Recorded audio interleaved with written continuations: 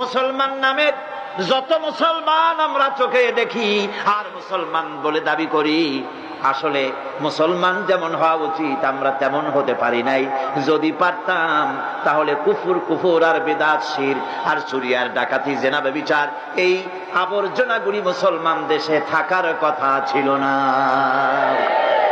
এগুলো নির্মূল হয়ে যেত যদি সত্যিকারের মুসলমান হইতাম।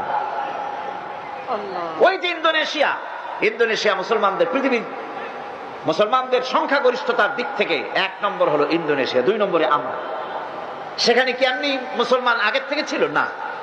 সাহাবায়ে কেরাম ব্যবসা করার জন্য, আরব মুসলমানেরা ব্যবসা করার জন্য তারা ইন্দোনেশিয়া এলেন, চায়না গেলেন, রাশিয়া গেলেন।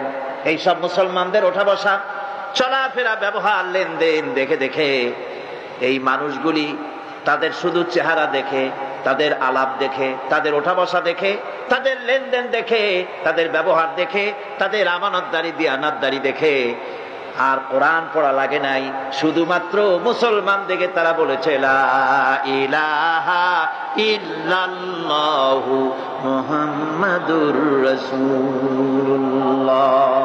এই শান্তি তো চাই। এই মুসলমানগুলির যেমন দেখি, এটাই হলো আসল।